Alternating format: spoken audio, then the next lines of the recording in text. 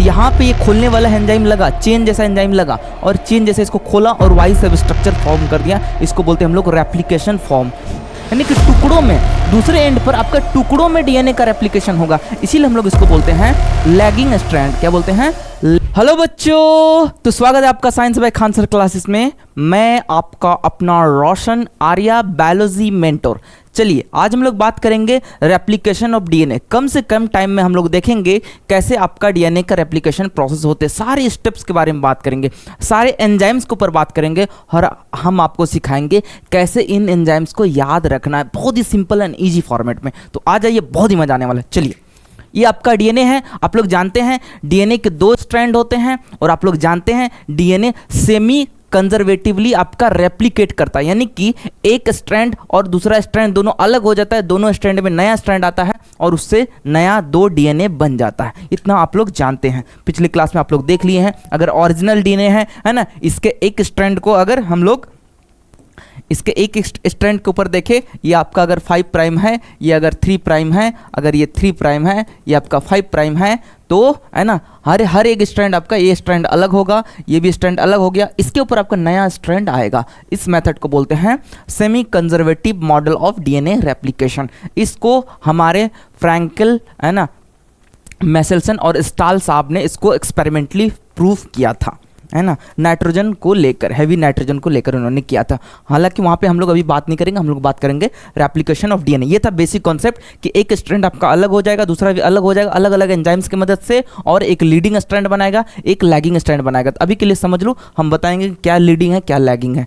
चलो, जैसे हम लोग बात करते हैं प्रोसेस ऑफ डीएनए रेप्लिकेशन की, देख लो, है ना। अगर डीएनए रेप्लिकेशन आप लोग जानते हो, अगर डीएनए का स्ट्रैंड है ये, अगर ये डीएनए का स्ट्रैंड है, ये दूसरा स्ट्रैंड है, अगर ये आपका है ना 5 प्राइम से 3 प्राइम का डायरेक्शन है, ये 3 प्राइम से 5 प्राइम का डायरेक्शन है, तो सबसे पहला एंजाइम होता है डीएनए को खोलता है, यानी कि डीएनए को है ना खोलता है, यानी कि एक वाई शेप स्ट्रक्चर फॉर्म करता है।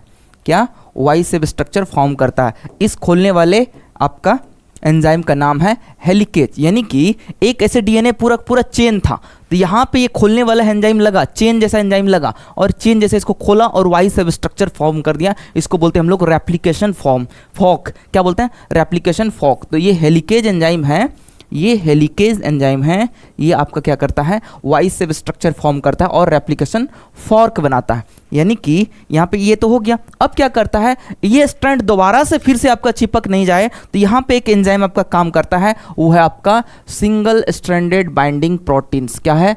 SSBS, है ना, सिंगल स्ट्रैंडेड बाइंडिंग प्रोटीन, है ना, फिर से इसको है ना चिपकने से बचाता है। तो वो है ना दूसरा कंपोनेंट हो गया आपके डीएनए के रेप्लिकेशन में। अब तीसरा काम क्या है, हम बताए थे आपको, है ना, ठीक है, फिर से बता रहे हैं। अब देखो, इसके ऊपर आपका नया स्ट्रैंड बनेगा और बताए थे हमेशा डीएनए का रेप्लिकेशन आपका 5 प्राइम टू 3 डायरेक्शन में होगा। ठीक है, 5 प्राइम टू 3 डायरेक्शन में। ये आपका 3 था, तो यहाँ पर आपका 3 ही होगा और इधर से 5 से 3 प्राइम डायरेक्शन में डीएनए का रेप्लिकेशन होगा। और रेप्लिकेशन जो स्टार्ट होगा एक एंजाइम की मदद से, जिसका कि नाम है प्राइमेज। प्राइमेज एंजाइम क्या करता है, एक आपका 3 प्राइम OH ग्रुप प्रोवाइड करवाता है आरएनए प्राइमर के थ्रू। तो इसको स्टार्ट करवाने के लिए एक स्टार्टर, जैसे हम लोग खाना खाते हैं ना, हम लोग को मिठाई चाहिए होता है ना, वैसे ही इस डीएनए के रेप्लिकेशन को प्रोसेस को स्टार्ट करने के लिए एक एंजाइम की रिक्वायरमेंट होती है। इसको बोलते हैं प्राइमेज एंजाइम। क्या बोलते हैं? Primase enzyme. ये क्या करवाता है, ये आरएनए प्राइमर प्रोवाइड करवाता है, जो कि आपका है ना 3 प्राइम पर है ना फ्री OH ग्रुप प्रोवाइड करता है और बोलता है कि यहाँ से आप रेप्लिकेशन स्टार्ट करो। किसको बोलता है ना, किसको? मेन एंजाइम को। मेन एंजाइम आपका कौन है, किसको बोलता है? ये मेन एंजाइम को, जो कि आपका है ना डीएनए पॉलीमरेज।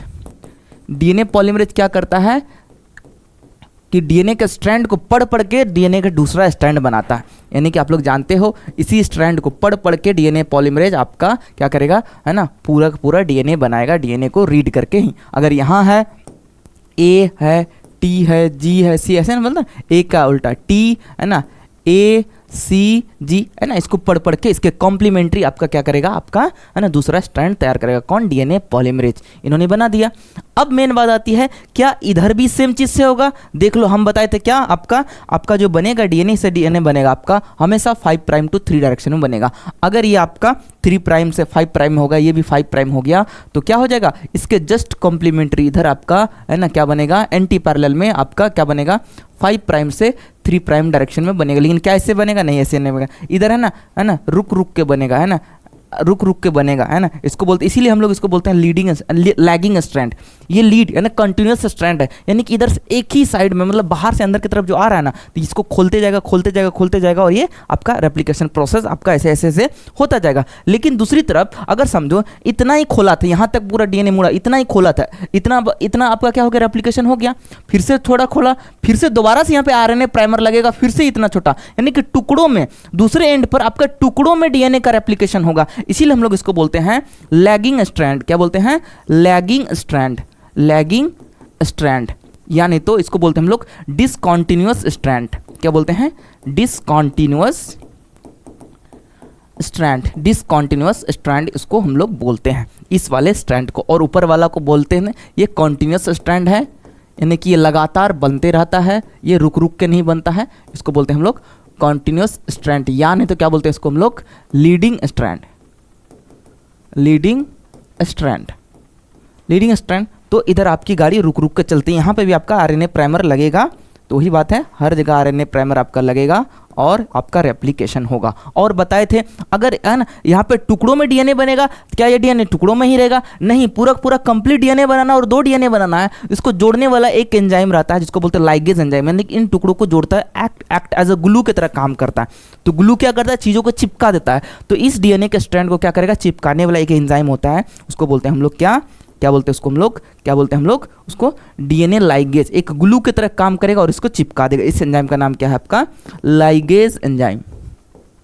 Ligase enzyme. तो कितना एंजाइम हो गया आपका? पहला हो गया हेलिकेज, उसके बाद हो गया आपका क्या है ना प्राइमेज, उसके बाद डीएनए पॉलीमरेज, उसके बाद लाइगेज। और एक एंजाइम रहता है, अगर समझो अगर इस तार को खोलोगे, अगर कोई दो है ना 2 स्ट्रैंड वाला तार है, उसको खोलोगे तो देखो इसको अगर पूरा खोलोगे, वाई शेप जो बनेगा जिसको रेप्लिकेशन फॉर्क बोल रहे हैं, तो जैसे जैसे खींचते जाओगे यहाँ पे देखना टेंशन क्रिएट होगा, जमा होने लगेगा, है ना, तार जमा होने लगेगा। तो उस जमा होते तार को कट करके उसका टेंशन रिलीज करता है। तो टेंशन रिलीज करने के लिए एक एंजाइम होता है, क्या होता है? उसको बोलते हैं हम लोग टोपोआइसोमेरेज। टोपोआइसोमेरेज एंजाइम होता है। ये क्या करता है? आपका टेंशन को रिलीज करता है और कट कर देगा तो ग्लू तो है ही, फिर से ग्लू जोड़ देगा उसको। तो इतना सारा एंजाइम आपका टेकिंग पार्ट ले रहा होता है आपका डीएनए का रेप्लिकेशन प्रोसेस में। सीधी सी बात जान लो, डीएनए आपका सेमी कंजर्वेटिवली रेप्लिकेट करता है, यानी कि आधा स्ट्रैंड अलग हो जाएगा, आधा अलग हो जाएगा, आप लोग को पता है। और हमेशा डीएनए जो आपका सिंथेसिस होगा 5 प्राइम से 3 प्राइम डायरेक्शन में सिंथेसिस होगा। और क्या बनाएगा? जैसे हेलिकेज एंजाइम पहले तो रेप्लिकेशन फॉर्क बनाएगा, रेप्लिकेशन फॉर्क बनाएगा, जिसको हम लोग वाई शेप बोल रहे हैं। ये वाई शेप के जैसा है, वाई शेप के जैसा है, और उसी पे पहले RNA primer as a starter है। बोलते हैं कोई दोस्त नहीं बोलता पढ़ने का मन है, चलना भाई पढ़ते हैं। तो डीएनए पॉलीमरेज क्या करेगा? आपका डीएनए को पढ़ेगा, लेकिन बोलेगा कहाँ से पढ़ना है, स्टार्ट कैसे करना है, कौन करवाएगा?